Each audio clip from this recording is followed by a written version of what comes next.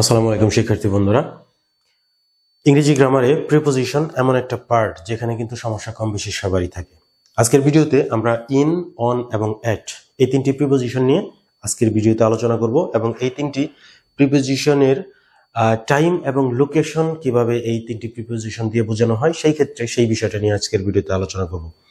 তো আমরা এই ভিডিওতে আলোচনা করার মাধ্যমে আমরা দেখাবো যে কিভাবে একটা পিরামিডের মাধ্যমে দেখাবো আর কি, যে এই একটা রিভার্স পিরামিড তোমরা এখানে দেখতে পাচ্ছ, যে যেটার উপরের দিকে সবার প্রথমে হচ্ছে ইন, মাঝখানে অন এবং শেষে অ্যাট, অর্থাৎ এই বড় জায়গাটা দখল করে আছে কিন্তু প্রিপোজিশন ইন, এবং তারপরে মিডল প্লেসে অন এবং সবচেয়ে অল্প জায়গা দখল করে আছে অ্যাট।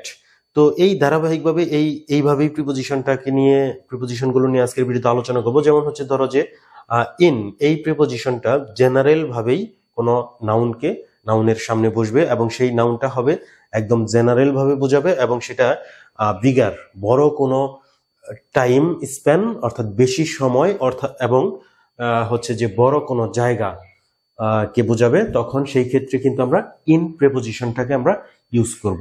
অপেক্ষাকৃত বড় এবং হচ্ছে যে জেনারেল ভাবে যদি কোনো নাউনকে নির্দেশ করে। এবং তারপরে হচ্ছে যে আমরা নিচের দিকে যখন শিফট করব অন প্রিপোজিশনের দিকে, তখন এটা হচ্ছে যে জেনারেলের চেয়ে আরেকটু বেশি স্পেসিফিক। জেনারেল মানে তো সবাইকে বোঝায়, কিন্তু জেনারেল থেকে আরেকটু বেশি স্পেসিফিক, একটু বেশি নির্দিষ্ট করে বোঝাবে এবং বিগারের চেয়ে একটু ছোট, অর্থাৎ অত বড় না হয়ে সিচুয়েশনটা টাইমটা হবে একটু অল্প টাইম বোঝাবে এই বিগারের চেয়ে, এবং হচ্ছে যে তোমার হচ্ছে যে জেনারেল ক্ষেত্রে তোমার মোর স্পেসিফিক বোঝাবে। জেনারেল না হয়ে একদম সবার ক্ষেত্রেই স্বাভাবিকভাবে না হয়ে একটু বেশি নির্দিষ্ট হবে, তখন কিন্তু আমরা অন প্রিপোজিশনটাকে ইউজ করব। এবং তারপরে সর্বশেষে আমরা অ্যাট প্রিপোজিশনটা ইউজ করব। এটা হচ্ছে ভেরি স্পেসিফিক, অর্থাৎ প্রথমে ছিল জেনারেল, তারপরে মোর স্পেসিফিক এবং তারপরে হচ্ছে অ্যাট, হচ্ছে খুব বেশি একদম সুনির্দিষ্ট পয়েন্ট ধরে একদম নির্দিষ্ট কোনো সময় বা নির্দিষ্ট কোনো জায়গা প্লেসকে বোঝাবে। এবং এটা হবে যে স্মলেস্ট, এখানে হচ্ছে বিগার, তারপরে হচ্ছে স্মলার, এটা হচ্ছে স্মলেস্ট, অর্থাৎ সবচেয়ে ক্ষুদ্র, একদম যে অল্প ক্ষুদ্র কোনো সময় বা ক্ষুদ্র কোনো জায়গাকে বোঝাবে, তখন আমরা অ্যাট প্রিপোজিশনটা ইউজ করব। এইভাবে প্রিপোজিশন নিয়ে আজকের ভিডিওতে আমরা আলোচনা করব। Let's get started. প্রথমে ইন নিয়ে আলোচনা করতে গেলে দেখো কোন সিচুয়েশনে আমরা ইন ইউজ করব। সময়ের ক্ষেত্রে যখন আমরা দেখবো যে সেঞ্চুরিস অর্থাৎ শতাব্দীকে যখন বোঝাবে, 100 বছরে 1 শতাব্দীকে যখন বোঝাবে, তখন কিন্তু আমরা প্রিপোজিশন আমরা ইন ইউজ করবো। যেমন হচ্ছে 1900 মানে 100 বছর, 1801 সাল থেকে শুরু হয়ে 1900 সাল পর্যন্ত। তাহলে এটা আমরা এই 1900 এর পূর্বে কিন্তু আমরা ইন প্রিপোজিশনটা আমরা ইউজ করব। ডিকেডস, 10 বছরে 1 ডিকেড, অর্থাৎ 10টা বছর যখন বোঝাবে, একটা ডিকেড যখন বোঝাবে, তখন আমরা ইন ইউজ করব। যেমন হচ্ছে 90s, অর্থাৎ 1981 সাল থেকে 90 সাল পর্যন্ত, এই যে 90-এর দশক, এই 90-এর দশকের পূর্বে আমরা এটাকে ডিকেড বোঝানো হয়েছে এটা দিয়ে, এবং হচ্ছে এখানে আমরা ইন ইউজ করব, ইন 90s। এরপর ইয়ার্স, বছর যখন বোঝাবে, ইন 1999, ইন 2012, ইন 2023, তাহলে এই যে বছরের ক্ষেত্রগুলোতে কিন্তু আমরা ইন প্রিপোজিশনটা ইউজ করব। মান্থস, মাসের নাম যখন দেখবা তখন তার পূর্বে প্রিপোজিশন ইন ইউজ করবা। In July, in September, in March, এইভাবে প্রত্যেকটা মাসের পূর্বে তোমরা ইন প্রিপোজিশনটা তোমরা ইউজ করবা। এরপরে হচ্ছে উইকস, সপ্তাহের পূর্বে ইন ইউজ করতে হবে। In 5 weeks, in 7 weeks, in 10 weeks, যেভাবেই বলো সপ্তাহের পূর্বে ইন প্রিপোজিশন ইউজ করতে হবে। সিজনস, যখন ঋতু দেখবা তখন ইন ইউজ করতে হবে। ইন স্প্রিং, ইন অটাম, এভাবে তুমি ইউজ করতে হবে তোমাকে। পিরিয়ডস অফ টাইম, অর্থাৎ সময়ের একটা নির্দিষ্ট ভাগ যখন বোঝাবে, তার পূর্বেও কিন্তু প্রিপোজিশন ইন তোমাকে ইউজ করতে হবে। যেমন ইন দ্য ফিউচার, এখানে তাহলে আমরা ইন ইউজ করব। In the future, in the past, in the present, এভাবে আমরা ইউজ করব। এবং তারপর হচ্ছে হলিডেজ, অর্থাৎ হলিডেজ মানে হচ্ছে ছুটির দিন, ছুটির দিনের যে নামটা, সেই নামের পূর্বে আমরা ইন ইউজ করব। ইন শব-ই-বরাত, ইন শবে বরাত, এটা একটা হচ্ছে ছুটির দিন, যার কারণে আমরা এটার পূর্বে কিন্তু আমরা ইন ইউজ করব। এবং পার্টস অফ দ্য ডে, অর্থাৎ দিনের যে তোমার হচ্ছে অংশ, দিনের যে একটা ভাগ, সেই দিনের অংশ বা ভাগের নামের সাথে আমরা ইন ইউজ করব। যেমন হচ্ছে ইন দ্য মর্নিং, এখানে দ্য দিতে হবে, the in the morning, in the evening, in the afternoon, এভাবে কিন্তু আমরা ইউজ করব। তো এটা হচ্ছে ইনের ক্ষেত্রে, ইন প্রিপোজিশনটার ক্ষেত্রে টাইমের ব্যবহার। টাইমের পূর্বে আমরা ইন ইউজ করব যদি এইরকম বড় কোনো টাইম স্প্যানকে বোঝায়। আর এটা প্লেসের জায়গায় হবে যে কোনো বড় কোনো জায়গা, যেমন হচ্ছে কান্ট্রিজ, দেশ, এই কান্ট্রিজ গুলা যে কোনো দেশের নামের পূর্বে আমরা ইন ইউজ করব। যেমন হচ্ছে ইন ফ্রান্স। সিটিজ, বড় কোনো শহরের ক্ষেত্রেও কিন্তু আমরা ইন ইউজ করব, ইন প্যারিস। এতক্ষণ আমরা সময়ের ক্ষেত্রে ইনের ব্যবহারটা দেখলাম, এখন আমরা জায়গার ক্ষেত্রে ইনের ব্যবহারটা দেখতেছি। যে বড় কোনো শহরের ক্ষেত্রে ইন হবে in Paris, in Dhaka, in Chittagong, এভাবে কিন্তু আমরা ইউজ করব শহরের ক্ষেত্রে। এবং ইন ক্লোজড প্লেস, অর্থাৎ আবদ্ধ কোনো জায়গার ভিতরে তুমি যদি থাকো, তখন সেক্ষেত্রে তোমাকে ইন ইউজ করতে হবে। যেমন ইন কার, এটা কিন্তু একটা গাড়ির ভিতরে তুমি আবদ্ধ অবস্থায় আছো, তখন কিন্তু এই জন্য ইন ইউজ করতে হয়েছে। ইন দ্য রুম, রুমের ভিতরে আবদ্ধ, আবদ্ধ কোনো জায়গার ক্ষেত্রে তোমাকে ইন ইউজ করতে হবে। তো এটা হচ্ছে ইনের ব্যবহার টাইম এবং সময়ের ক্ষেত্রে, টাইম এবং প্লেসের ক্ষেত্রে ইনের ব্যবহারটা তোমরা দেখলা। এখন অনের ব্যবহারটা আমরা দেখবো যে কিভাবে অনের ব্যবহারটা হয় সময়ের ক্ষেত্রে। টাইম, দ্য উইকেন্ড, অর্থাৎ সময়, যখন সময় উইকেন্ডের ভিতরের কোনো সময়কে বোঝাবে, তখন কিন্তু তোমাকে অন ইউজ করতে হবে। যেমন হচ্ছে একটু আগেই কিন্তু আমি বলছি যে এখানে তোমরা দেখছো যে বিগার থেকে স্মলার, অর্থাৎ একটা উইকেন্ড, একটা সপ্তাহে কিন্তু 7টা দিন আছে, প্রত্যেকটা দিনই কিন্তু ছুটির দিন না, এর মধ্যে থেকে হয়তো 1 দিন বা 2 দিন ছুটির দিন থাকে। তাহলে বড় একটা সময়ের মধ্য থেকে ক্ষুদ্র একটা সময়, অর্থাৎ 7 দিনের মধ্যে থেকে 1 দিন বা 2 দিন, তাহলে এটা কিন্তু বিগার থেকে কিন্তু স্মলারের দিকে চলে আসতেছে।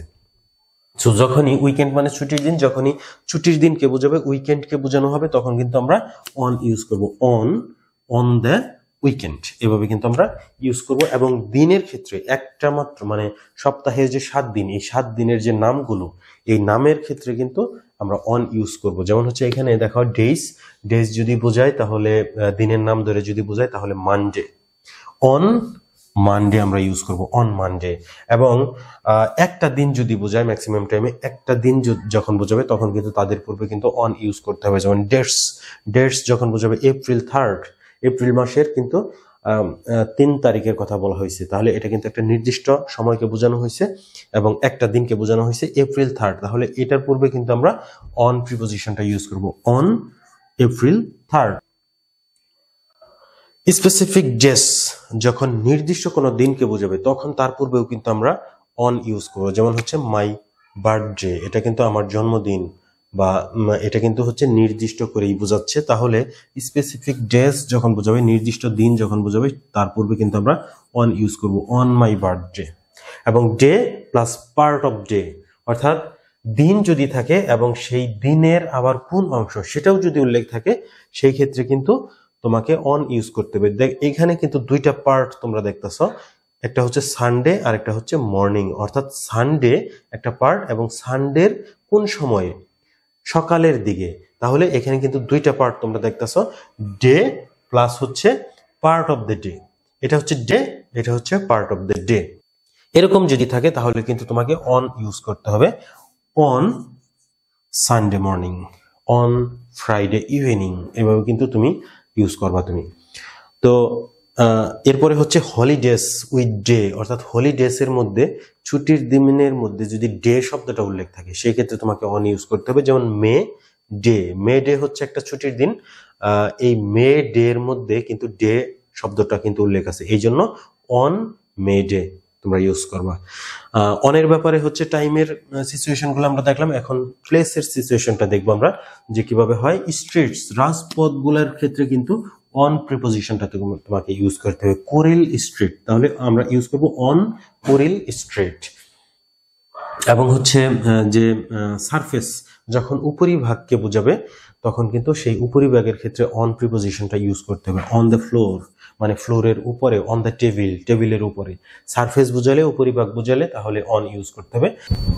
তো ট্রান্সপোর্টের ক্ষেত্রে কিন্তু তোমাকে অন ইউজ করতে হবে, অন বাস। কিন্তু একটু আগে তুমি দেখছো কিন্তু যে কারের ক্ষেত্রে কিন্তু তুমি ইন ইউজ করছো, মানে কার বলতে এখানে কোনো প্রাইভেট কারের কথা বলা হয়েছে যেখানে তুমি আবদ্ধ অবস্থায় আছো। সো আবদ্ধ অবস্থায় ইনক্লোজ প্লেসে ইন ইউজ করতে হবে। কিন্তু ট্রান্সপোর্ট বলতে হচ্ছে যে একটা বাস বা on a truck, on a motorcycle, এভাবে কিন্তু ট্রান্সপোর্টের ক্ষেত্রে কিন্তু তোমাকে অন প্রিপোজিশনটাকে তোমাকে ইউজ করতে হবে। এবং কমিউনিকেশনস, যোগাযোগের মাধ্যম যখন বুঝাবে তখন কিন্তু তোমাকে অন প্রিপোজিশনটা ইউজ করতে হবে। On the radio, on the television, on the news paper, এভাবে কিন্তু কমিউনিকেশনস বোঝালে তখন কিন্তু তোমাকে অন প্রিপোজিশন ইউজ করতে হবে। তো তোমরা তখন দেখলা যে অন প্রিপোজিশনটাকে কিভাবে টাইম এবং প্লেসের ক্ষেত্রে কিভাবে ইউজ করতে হয়। এবং এখন সর্বশেষে আমরা দেখব অ্যাট, ভেরি স্পেসিফিক এবং স্মলেস্ট, অর্থাৎ খুব বেশি নির্দিষ্ট এবং অল্প কোনো সময় বা জায়গাকে যখন বোঝাবে তখনই শুধুমাত্র আমরা অ্যাট ইউজ করব। যেমন হচ্ছে আওয়ার্স, ঘন্টা যখন বোঝাবে ঘন্টা, তখন কিন্তু এটা কিন্তু সময়ের একটা অল্প পরিসরে সময়টাকে বোঝায়, যার কারণে হচ্ছে আওয়ার্স এর পূর্বে কিন্তু আমরা অ্যাট ইউজ করব। যেমন অ্যাট 8 AM বা অ্যাট 9 PM, যেভাবেই বলো, এই ঘন্টা যখন বোঝাবে তার পূর্বে অ্যাট ইউজ করতে হবে। এবং পার্টস অফ দ্য ডে, একটু আগে দেখছো যে parts of the day, morning এর ক্ষেত্রে তোমরা ইন প্রিপোজিশনটা ইউজ করছো, কিন্তু এইখানে মিডনাইটের ক্ষেত্রে কিন্তু অ্যাট প্রিপোজিশনটা ইউজ করতে হবে। এটা হতে পারে একটু এক্সেপশনাল, কিন্তু এটা তোমাকে মনে রাখতে হবে যে তোমাকে ইউজ করতে হবে অ্যাট মিডনাইট, মধ্যরাতে। এরপরে হচ্ছে টাইমের ক্ষেত্রে দ্য মোমেন্ট, মানে হচ্ছে মুমেন্ট শব্দের অর্থ মুহূর্ত, তাহলে তুমি ইউজ করবা অ্যাট দ্য মোমেন্ট, মানে ওই মুহূর্তে।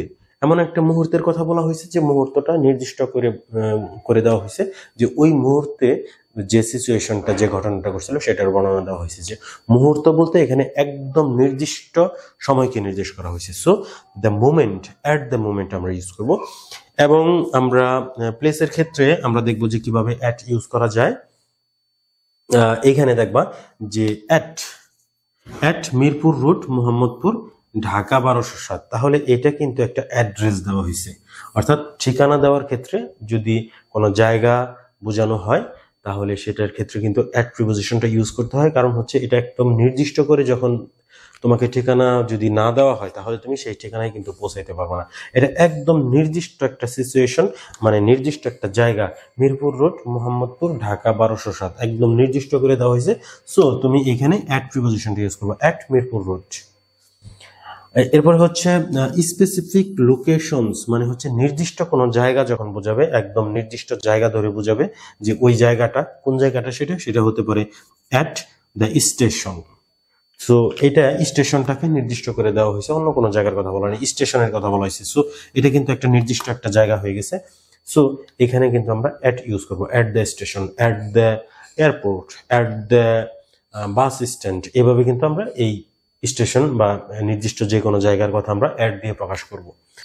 প্রিপোজিশন হচ্ছে গ্রামারের আসলে একটা জটিল প্রক্রিয়া। এটা একটা দুইটা দিনে তুমি কখনোই এটাকে কভার করতে পারবে না। এটা গ্রামারের তুমি হচ্ছে বারবার প্রিপোজিশনগুলো প্র্যাকটিস করতে করতে তোমার এই আইটেমে দক্ষতা অর্জন করতে হবে। তো আজকের ভিডিওতে যাই কিছু শিখলা, এটা যদি বারবার প্র্যাকটিস করো তাহলে দেখবা যে এখান থেকে তুমি অনেক সিচুয়েশনে তুমি এখান থেকে তোমার কনফিউশন তুমি দূর করে নিতে পারবা। তো আজকের ভিডিও তোমাদের যদি ভালো লাগে লাইক, কমেন্ট, শেয়ার করবা। ফেসবুক থেকে এবং ইউটিউব থেকে যারা দেখছো ফলো এবং সাবস্ক্রাইব করবা, কারণ খুব শীঘ্রই তোমাদের সাথে দেখা হবে আরেকটা ভিডিওতে। Thanks for watching this video. Thank you.